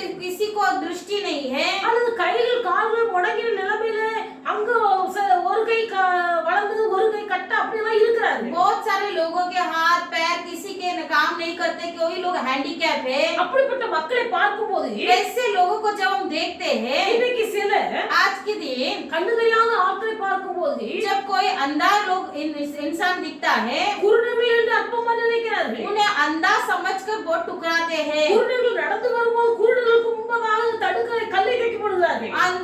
अंधे लोग जब चल के आते हैं वे ठोकर खाकर गिरने के लिए सामने कुछ रख देते हैं। செவி கேட்காத மக்களுக்கு முன்னாடி கேலி கிண்டல் பண்ணுகிறார்கள். जो लोग सुन नहीं पाते हैं उनके सामने मजाक मस्ती करते हैं। வாய் பேச தெரியாத பிள்ளைகளை जो लोग बोल नहीं पाते हैं அவர்கள் இயற்கையிலே ஊமையாய் பிறந்திருக்கிறார்கள். वे गूंगे रहते हैं। எல்லாரும் பேசும்போது இதுக்கு பேச முடியவில்லை என்று அந்த பிள்ளைக்குள்ள ஏகப்பட்டமான கவலை இருக்கும். सब लोग इतने बोलते हैं लेकिन मैं बोल नहीं पाता हूँ करके उसके अंदर इतना दुख होगा। நல்ல வாயை கொடுத்திருக்கிறவர்கள் लेकिन जिनको परमेश्वर अच्छा एक मुंह दिया है கர்த்தர் அந்த பிள்ளைக்கு நல்ல பெயரை வைத்திருப்பார். उसको परमेश्वर अच्छा नाम रखा रहेगा, தாய் தகப்பன்மார் பிள்ளைக்கு நல்ல பெயரை வைத்திருப்பாரு. पर माता पिता ने इस बच्ची को नाम रखा होगा, ஆனா பெற்ற தாயும் தகப்பனும் लेकिन खुद स्वयं माता पिता அந்த பிள்ளையை பத்தி ஊமன்னு வான்னு கூப்பிடவே மாட்டாங்க. अपनी बच्चे को खबर है, ये नहीं बोलेंगे ये गूंगी इधर हा, ஆனா பக்கத்துல இருக்கிறவங்க लेकिन जो बगल में रहने वाले கொஞ்சம் கூட தட்டுப்படாம कोई भी संक्षेप के बिना கூப்பிடுறாங்க, ஊமச்சிக்கு வா அப்படின்னு. और ये बुलाएंगे ये गूंगी इधर आ, பேசும்போது ஊமச்சி, बोलते समय बोलेंगे गूंगी है ये அந்த ஊமச்சி வந்தாளா, गूंगी आई थी क्या, அது செவிட வந்தானா, ये बहरा आया था क्या, இதெல்லாம் கேட்கும் போது ऐसे जब हम बोलते हैं, நான் கூட நேரடியாக சிலருக்கு சொல்லி இருக்கிறேன். मैं स्वयं बोलती हूँ, நமக்கு ஆண்டு நல்ல வாயை தந்திருக்கிறார். समझ लीजिए परमेश्वर ने हमें अच्छा आवाज दिया है, அந்த பிள்ளைக்கு ஆண்டு நல்ல பெயரை வைத்திருக்கிறார். लेकिन प्रभु ने उस बच्चे का नाम अच्छा रखा है, அவங்க அம்மா அப்பா அந்த பிள்ளைக்கு நல்ல பெயர் வைத்திருக்கிறார். उसके पालकों ने उसके लिए नाम रखा है, அந்த பிள்ளைக்கு பேச தெரியல, हो सकता है वो बोल नहीं पा रही है, அதுக்காக பிள்ளை பெயர் சொல்லி கூப்பிட வேண்டியதானே. लेकिन आप उसे नाम से पुकार सकते हो, அவளுக்கு பெயரை சொல்லி அந்த பிள்ளை வந்தாளா அப்படின்னு கேட்கலாம். नाम से बुलाकर पूछो कि क्या वो आई थी, ஊமச்சி வந்தாளா, ये क्या होता है कि गूंगी आई थी, ஊமச்சி என்ன சொன்னா, गूंगी ने क्या कहा, இப்படி பேசுறவர்கள் பிறரை அவமதிக்கிறார்கள். ऐसे शब्द को इस्तेमाल करने वाले दूसरों को तुच्छ समझते हैं, பிறரை அவமதிக்கிறவன் பாவம் செய்கிறார். समझ लिए जो ऐसे शब्द इस्तेमाल करेगा वो पाप करता है, பிறரை அவமதிக்கிறவன் பாவம் செய்கிறார். दूसरों को तुच्छ जानने वाला इंसान पाप करता है, வேதத்தில் எழுதப்பட்டிருக்கிறது, पवित्र शास्त्र में लिखा है சுகபோகமாய் வாழ்கிறவர்கள் जो सुख विलास से जीता है உயிரோடு செத்து போனவர்கள், वो जिंदा ही मरा है, உயிரோடு செத்து போனவர்கள், जिंदा ही मरा है, இப்படிப்பட்ட செத்து போனவர்களை உயிர்ப்பிக்கத்தான் இயேசு இருக்கிறார். ऐसे मरे हुए लोगों को जिलाने के लिए प्रभु यीशु मसीह है, தேவனுடைய பிள்ளைகளை நாம் வேதத்தில் அநேக காரியங்களை பார்க்க முடியும். पवित्र शास्त्र में हम बहुत सारी घटनाओं को देख सकते हैं, அதை நான் சொல்லி முடிக்கிறேன். इसी में समाप्त करना चाहती, வழியிலே வந்து கொண்டிருந்த பிரேதத்தை, மரித்து போன பிரேதத்தை இயேசு உயிரோடு எழுப்பினார். सड़क में रास्ते में आया हुआ अर्थी को परमेश्वर ने छू कर जिलाया, வீட்டுக்குள்ள மரித்து போயிருந்த சிறு பிள்ளையின் சரீரத்தை இயேசு உயிரோடு எழுப்பினார். घर के अंदर मरा पड़ा हुआ बच्ची के शरीर को परमेश्वर ने जिलाया, மரித்து அடக்கம் பண்ணப்பட்டு 4 நாள் ஆன பிரேதத்தை இயேசு உயிரோடு எழுப்பினார். मरकर गुफा में दफना कर 4 दिन होने के बाद भी यीशु ने जिलाया, இன்றைக்கு காண்ற உங்களை பார்த்து சொல்லுகிறார், आज यीशु आपको देखकर कहता है மரித்தோரை விட்டு எழுந்திருங்கள், அப்பொழுது கர்த்தர் உங்களை பிரகாசிக்க பண்ணுவார். मरे हुए से जी उठो तब प्रभु की ज्योति तुम पर चमकेगी, இன்னைக்கு தேவனுடைய பிள்ளைகளுடைய வாழ்க்கையில் வந்திருக்கிற மரணம் சரீரத்தில் வருகிற மரணம் அல்ல. परमेश्वर के बच्चे आज जो मृत्यु हम देख रहे हैं शारीरिक तौर की मृत्यु नहीं, ஆத்துமாவோட உண்டாகிற மரணம். बल्कि हमारे प्राण में होने वाली मृत्यु है, ஆத்துமாவோட மரணம் எதனால் உண்டாகிறது? हमारे प्राणों में मृत्यु क्यों आती है, அக்கிரமங்களினால் பாவங்களினால் உண்டாகிறது. जब हमारा अधर्म और पाप बढ़ जाता है, இன்னைக்கு அக்கிரமங்கள் என்ன, பாவம் என்ன என்கிற அறிவு உங்களுக்கு உண்டாகுமேயானால் यदि आपके अंदर ये समझ आएगा कि अधर्म क्या होता है और पाप क्या होता है, அக்கிரமத்தையும் பாவத்தை விட்டு விலகும் போது जब तुम इस अधर्म और पाप से अलग होगे கர்த்தருடைய ஆத்துமாவை உயிர்ப்பிப்பார். तब आपके प्राण को छुड़ाया जाएगा, அப்படினால் தேவனுடைய பிள்ளைகள் इसलिए प्रभु के बच्चे நீங்கள் காண்கிறதையும் கேட்கிறதையும் மனதில் அடக்கி வைத்துக் கொள்ளாமல் आपने जो अनुभव किया सुना है देखा है उसे अपने मन में न दबाए हुए, அதை சொல்ல வேண்டிய ஆட்களுக்கு சொல்லி ஆக और வேண்டும். जिनको कहना है उनको आपको कहना ही है, கண்டதையும் கேட்டதையும் அறிவியாதவன் அக்கிரமக்காரன். यदि आपने जो देखा सुना नहीं बताओगे वो अधर्म है, அவர்கள் அந்த குஷ்டரோகியை பார்க்க மோசமானவர்கள். वो कोड़ी से भी बहुत ही कठोर लोग हैं, அவர்கள் கூட நல்ல செய்தி அறிவித்தார்கள். कोड़ी ने तक अच्छे समाचार को सुना दिया, தாங்கள் மட்டும் புசித்து குடித்து வெள்ளிய பொண்ணை எடுத்து ஒளித்து வைத்துக் கொள்வது நியாயம் அல்ல என்று उनको ये समझ आ गया था कि वे अकेले ही खाए पिए और बैठे नहीं, ஜனங்கள் எல்லாரும் ஆசீர்வாதத்தை அனுபவிக்க வேண்டும் என்று நல்ல எண்ணம் அவர்களுக்குள்ள இருந்தது. बल्कि सभी लोग ये आशीर्वाद पा सके करके उन्होंने एक अच्छा सोच विचार से क्रिया किया, ஒரு மனுஷனுடைய வாழ்க்கையில பொருளாசை காணப்படுமையானால் यदि किसी मनुष्य के जीवन में धन भी पाया जाए, திருப்தியற்ற வாழ்க்கை அக்கிரமத்தை குறிக்கிறது. अतृप्त असंतुष्ट जीवन या धर्म को सब बताता है, மற்றவர்களை நேசிக்கக்கூடிய இருதயம் இல்லாவிட்டால் यदि किसी से प्रेम करने का हृदय न हो அவருடைய இருதயம் அக்கிரமத்தினால் तो நிறைந்திருக்கிறது. उनका हृदय अधर्म से भरा है, மற்றவர்களை நேசிக்க மனமில்லாதவர்கள் அக்கிரமக்காரர்கள். जो कोई दूसरों से प्रेम नहीं करते वे अधर्म करते हैं, அதிகமாய் பேசுறவர்கள் பேச்சு மத்தியிலே பாவம் பிறப்பிக்கும். बहुत से बातें करने वालों के बीच में पाप बढ़ता है, அப்படினால பாவம் பிரவேசியாதபடிக்கு தேவனுடைய பிள்ளைகளுடைய வாயின் வார்த்தைகள் சுருக்கமாயிருக்கும். इसलिए पाप की प्रवेश न करते हुए हमारे मुंह की बोली बहुत छोटी हो, தேவனுடைய பிள்ளைகளுடைய நோக்கம் எண்ணம் நன்மையாயிருக்கிறது. परमेश्वर के बच्चे हमारा सोच विचार सब भलाई के लिए होना है, தீய நோக்கம் பாவம். पूरा विचार पाप है, பிறரை செய்கிறார்கள். दूसरों को तुच्छ समझते हैं वे पाप करते हैं। ஆனபடினால் மற்றவர்களை அவமதியாதிருங்கள். इसलिए प्रभु के बच्चे कभी दूसरों को तुच्छ न समझे। சுகபோகமாய் வாழ்கிறவர்கள் பாவம் जो செய்கிறார்கள். सुख विलास से जी रहे वे पाप कर रहे हैं। சுகபோகமாய் வாழ்கிறவர்கள் உயிரோடு செத்து जो போனவர்கள். सुख विलास से जीते हुए मरे जीवित होकर भी मरे हुए हैं। இப்படிப்பட்டவர்கள் எல்லாம் கர்த்தர் உயிர்ப்பிக்க விரும்புகிறார். ऐसे लोगों को परमेश्वर आज के दिन जिलाना चाहता है। அந்த நாயினூர் விதவையின் மகனை உயிரோடு எழுப்பி उस नाई नगर के गांव के लड़के को जिंदा उठाकर எடுத்து வாசிக்கிறோம். पवित्र शास्त्र में पढ़ते हैं। வாலிபனே எழுந்திரு என்று சொன்னார். ए जवान उठ कहने पर உடனே மரித்தவன் உயிரோடு எழுப்பினார். तुरंत मरा हुआ बच्चा उठकर இயேசு அவனை தன் தாயினிடத்தில் ஒப்புவித்தார் என்று लिखा எழுதப்பட்டிருக்கிறது. है कि यीशु ने उस बच्चे को अपने माँ के पास सौंप दिया। மரித்து போன வாலிபனை உயிரோடு எழுப்பி அவனை அவன் தாயினிடத்தில் ஒப்பு கொடுத்தார். मरा हुआ जवान बच्चे को उठाकर उसके माँ के पास सौंप दिया। தாய் என்பது சபையை குறிக்கிறது. माँ यानी कलीसिया। அக்கிரமத்திலும் பாவங்களில் மரித்திருந்த உங்களை माँ अधर्म और पाप में मरा हुआ आपको கர்த்தர் உயிர்ப்பித்து परमेश्वर ने जिलाकर தாயினிடத்தில் ஒப்பு கொடுக்கிறார்.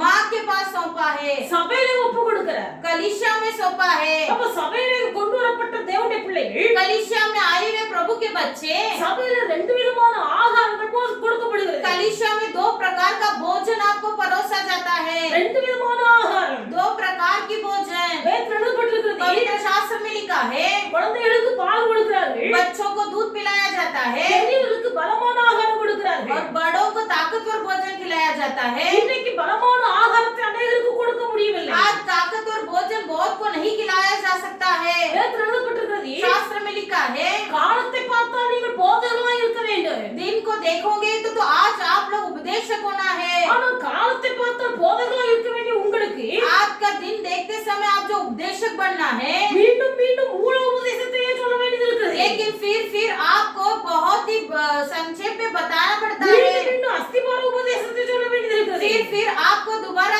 नींव का उपदेश देना पड़ता है। இவர்கள் குழந்தைகள். अभी भी आप बच्चे हो, இவர்கள் ஒரு நாள் மேல வர முடியாது. कभी आप बढ़ना ही नहीं चाहते। எவ்வளவு வருஷம் விசுவாசியா இருந்தாலும் कितने ही साल के विश्वासी क्यों न हो, கடினமான உபதேசத்தை சொல்லி கொடுக்க முடியாது. यदि हम किसी को कठोर उपदेश नहीं सिखा पाते हैं, சத்தியத்தை சொல்ல முடியாது. सच्चाई को नहीं बोल पाते, சத்தியத்தை சொன்னால் ஊழியக்காரரை சத்துருவாய் மதிப்பார்கள். यदि किसी को सच्चाई बताए तो सेवक लोग शत्रु बन जाते हैं। அவர் ரட்சிக்கப்பட்டு தாயாய சபையில இணைந்து उद्धार पाने के बाद वो माँ कलीसिया में जब जुड़ जाते हो, அவர்கள் இணைந்த காலத்தை எண்ணி பார்த்தா அவங்க பெரிய பாஸ்டரா இருக்கணும். जुड़ा हुआ समय को अगर हम देखेंगे आज के दिन सभी बड़े उपदेशक होना है। ஆனா அவங்களுக்கு ஆரோக்கியமான உபதேசத்தை ஏற்றுக்கொள்ள மனதில்லை. लेकिन अभी भी उनका हृदय आरोग्यता भोजन खाने के लिए तैयार नहीं है। பவுல் தீமோத்தேயுவை சொல்றார், तीमुथियुस को देखकर कहता है ஆரோக்கியமான உபதேசத்தை பொறுத்தனே तृप्त वाला भोजन को उठा। இதற்கு அநேகருக்கு விருப்பமில்லை. ऐसे भोजन खाने के लिए किसी को चाहत नहीं, தங்கள் சுய இச்சைக்கு ஏற்ற போதகர்களை சேர்த்துக் கொள்கிறார். लेकिन अपने इच्छा के अनुसार सेवक को चुन लेते हैं। தங்கள் இச்சைக்கு வேதுவான போதகர்களை சேர்த்துக் கொள்கிறார். अपने चाहत के अनुसार सेवक को चुनते हैं। தேவனுடைய பிள்ளைகள் ஒன்று அறிந்து கொள்ளுங்கள். एक बात समझ लीजिए, கர்த்தருடைய அக்கிரமத்திலிருந்து பாவத்திலிருந்து உயிர்ப்பித்து परमेश्वर ने आपको अधर्म और पाप से छुड़ाकर தாயாய சபையிடத்தில் கொண்டு சேர்த்திருக்கிறார். कलीसिया नाम की माँ के पास जुड़ाया है। இங்கே வசனங்கள் போதிக்கப்படுகிறது. यहाँ पर जो उपदेश दिया जाता है, தேவனுடைய பிள்ளைகள் பலமான ஆகாரம் கொடுக்கப்படுகிறது, பலமுள்ள ஆகாரம் கொடுக்கப்படுகிறது. ऐसे ताकतवर भोजन भी दिया जाता है और बहुतायत भोजन भी दिया जाता है। குழந்தைகளுக்குள்ள ஆகாரம் போதிக்கப்படுகிறது, பெரியவர்களுக்குள்ள ஆகாரமும் போதிக்கப்படுகிறது. बच्चों के लिए भी भोजन दिया जाता है, बूढ़ों के लिए भी भोजन दिया जाता है। சபைக்குள்ள வந்து சேர்க்கப்பட்ட தேவனுடைய பிள்ளைகள் जो कलीसिया में जुड़े हुए प्रभु के बच्चे, இந்த உபதேசத்தை கேட்கணும், आप उपदेश को सुनिए, சத்தியத்தை கேட்கணும், सच्चाई को जानिए ஆரோக்கியமான பலமான உபதேசங்களை கேட்கணும். और बल देने वाले उपदेश को सुनिए। சத்தியத்தை போதிக்கிற ஊழியக்காரரை சத்துருக்களாக எண்ணி விடாதபடிக்கு जो लोग आपको सत्य बताते उन्हें शत्रु न माने। ஆரோக்கியமான உபதேசத்தை பொறுக்கிறதுக்கு மனமில்லாதபடிக்கு जो आपको आरोग्यता भोजन खिलाते उसे लेने की चाहत न रखते तो உங்கள் இருதயத்துக்கு ஏற்ற போதகங்களை தெரிந்து கொள்ளாமல் आपके हृदय के अनुसार सेवकों को न चुने। போதிக்கப்படுகிற உபதேசத்தை சத்தியத்தை கேட்டு जो उपदेश आपको दिया जाता है, நீதிமானின் தலையை கொட்டட்டு ये धर्मी मेरे सिर को ठोकने दो, அதை என் தலை அல்ல தட்டுவதில்லை, मेरा सिर उसे नहीं टुकराएगा, அது என் தலைக்கு எண்ணெய் போல் இருக்கும் என்று ஏற்றுக்கொள்வீர்களானால் बल्कि उनका टोकना मेरे सिर पे तेल लगाया का समान है। கர்த்தர் உங்களை சபையில வைத்து போதிப்பார். ऐसे आप जब मान लोगे तब प्रभु प्रभु आपको कलीसिया में रखकर उपदेश देगा, கர்த்தர் உங்களை உயிர்ப்பிப்பார். प्रभु तब आपको जिलाएगा, கர்த்தர் உங்களை तब பிரகாசிக்கப்படுவார். प्रभु आपको चमकाएगा। எல்லாரும் முழங்கால் படியிடுங்க. हम सब घुटने में आएंगे, எல்லாரும் முழங்கால் हम படியிடுங்க. सब घुटने में आएंगे। ஆண்டவரை பார்த்து சொல்லுங்கள், प्रभु को देखकर कहे, ஆண்டவரே என்னை உயிர்ப்பியும், हे परमेश्वर मुझे जिला दे, என்னை உயிர்ப்பியும். मुझे जिला दो। என் அக்கிரமங்களினால் பாவங்களினால் மரித்து போயிருக்கிறேன். मैं अपने अधर्म और पाप में मरा हुआ हूँ, என் ஆத்துமா மரித்து मेरा போயிருக்கிறேன். प्राण मरा हुआ है। உம்முடைய கிருபையினால் என்னை உயிர்ப்பியும். तेरे अनुग्रह से मुझे जिला दे प्रभु। தேவனுடைய பிள்ளைகள் கர்த்தர் உங்களை உயிர்ப்பிப்பார். आज के दिन प्रभु आपको जिलाएगा। கர்த்தர் உங்களை சபையில கொண்டு சேர்த்திருப்பாரானால் यदि प्रभु ने आपको कलीसिया से जोड़ कर रखा है, பலமான ஆகாரத்தை நீங்கள் விரும்புங்கள். बलवंत भोजन की चाहत रखो, சத்தியத்தை நீங்கள் கேளுங்கள். सच्चाई को सुनो, உபதேசத்தை கேளுங்கள். उपदेश को सुनो, சத்தியத்தை போதிக்கிற ஊழியரை சத்துருவாய் எண்ணாதீர்கள். सत्य उपदेश करने वाले सेवकों को शत्रु न समझो। தேவனுடைய பிள்ளைகள் வார்த்தை மூலமாய் கர்த்தர் பேசுவார். आप परमेश्वर वचन के जरिए आपसे बातें करता है। உபதேசத்தின் மூலமாய் கர்த்தர் கடிந்து கொள்ளும் போது परमेश्वर जब संदेश के जरिए आपको ताड़ना देता है, தேவனுடைய பிள்ளைகள் அதை பொறுத்து கொள்ள மனதில்லாமல் यदि उससे सहन करने की क्षमता न हो, இச்சைக்கு ஏற்ற போதனை தெரிந்து கொள்ளாதீர்கள். अपने इच्छा के अनुसार आप सेवकों को ढूंढ कर न जाए। கடைசி நாட்களில் இப்படிதான் நடக்கும். अंतिम दिनों में यही होने वाला है। கர்த்தர் உங்களை பிரகாசிக்கப்பட வேண்டும். यदि परमेश्वर आपको चमकाना है, தேவன் உங்களை கொண்டு சேர்த்த சபை எதுவோ परमेश्वर ने आपको जिस कलीसिया में जोड़ कर रखा है, அதிலே இருந்து தேவனுடைய பிள்ளைகள் வசனத்தை கேட்டு நீங்கள் முன்னேறும் போது यदि उसी में स्थिर रहकर वचन सुनकर बढ़ेंगे तो கர்த்தர் உங்களை பிரகாசிப்பார். तब प्रभु आपको चमकाएगा। கர்த்தரை கேளுங்கள். प्रभु से मांगो, கர்த்தர் உங்களுக்கு அப்படியே செய்வார். प्रभु वैसे ही क्रिया करेगा, கர்த்தர் உங்களை அப்படியே செய்வார். वैसे ही आपके जीवन में क्रिया होगा। நல்ல ஆண்டவரை துதிக்கிறோம். अच्छा परमेश्वर आपको धन्यवाद। கர்த்தர் தந்த காலை வேளைக்காக உமக்கு நன்றி आपने செலுத்துகிறோம். दिए सुबह के समय के लिए धन्यवाद। உம்முடைய சமூகத்தில் வந்து தேவனுடைய பிள்ளைகள் ஒவ்வொருவரையும் ஆசீர்வதியும். आपके चरण में आए हुए हर एक बच्चों को आशीष कीजिए। வசனத்தை கேட்டுக்கொண்டிருக்கிற தேவனுடைய பிள்ளைகள் யாராய் இருந்தாலும் உம்முடைய பிள்ளைகளை ஆசீர்வதியும். इस वचन को सुनने वाले जो कोई भी प्रभु हर एक को आशीष कीजिए। எடுத்து சரீரத்தின்படி அல்ல, शारीरिक रीति से नहीं, ஆத்துமாவிலே மரணம் உண்டாகுது. बल्कि आत्मा में मृत्यु हो रही है। மனுஷனுடைய ஆத்துமாவிலே மரணத்தை உண்டாக்குறது அக்கிரமம் பாவம் என்பதை அறிந்து एक व्यक्ति के जीवन में जब प्राण की मृत्यु होती है, उसका वजह अधर्म और पाप है। அக்கிரமங்களிலும் பாவங்களிலும் நம்முடைய பிள்ளைகள் விலகி परमेश्वर के बच्चों को अधर्म और पाप से दूर होकर தேவனுடைய வழிகளிலே முன்னேற கர்த்தர் உதவி செய்கிறார். आपके मार्ग में बढ़ने के लिए प्रभु आप हर एक की सहायता कीजिए। இதெல்லாம் அக்கிரமம் என்பதை கர்த்தர் உணர்த்துகிறீரோ. परमेश्वर आज के दिन हर एक को प्रभु जो जो अधर्म में करके विवेक करते हो, இதெல்லாம் பாவம் என்பதை உணர்த்துகிறீரோ. जो कोई पाप है करके आप घर के हृदय में विवेक कर रहे हो, அந்த காரியங்களில் இதெல்லாம் நம்முடைய பிள்ளைகள் ஒவ்வொரு விடுவிக்கப்படட்டும். उन सब बातों से आपके बच्चे छुटकारा पाए। இந்த பிள்ளைகளை தாய் இருக்கிற சபையில கொண்டு சேர்த்திருக்கிறீர். आपने अपने बच्चों को माँ नाम कलीसिया में जोड़ा है। சபையிலே சேர்க்கப்பட்ட தேவனுடைய பிள்ளைகள் कलीसिया में जुड़े हुए प्रभु के बच्चे சபையிலே போதிக்கப்படுகிற சத்தியத்துக்கும் कलीसिया में देने वाले संदेश को, உபதேசத்துக்கும் सच्चाई को கீழ்ப்படிந்து ஜீவித்து आज्ञाकारी मानकर जीने के लिए ஒவ்வொருடைய வாழ்க்கை பிரகாசிக்கப்பட கர்த்தர் அனுகிரகம் हर செய்யும். एक के जीवन प्रकाश होने की सहायता कीजिए। நல்ல நாமத்தை மகிமைப்படுத்தும். आपके अच्छे नाम की महिमा हो। எங்களை தாழ்த்தி கரங்களில் अपने அர்ப்பணிக்கிறோம். आप को नम्र करके समर्पण करते, ரட்சகர் இயேசு நாமத்தில் ஜெபிக்கிறோம் பிதாவே. उद्धारकर्ता यीशु के नाम से मांगते प्यारे पिता, ஆமென். आमीन। கர்த்தர் எல்லாரையும் ஆசீர்வதிப்பாராக. आप सभी को प्रभु आशीष करे।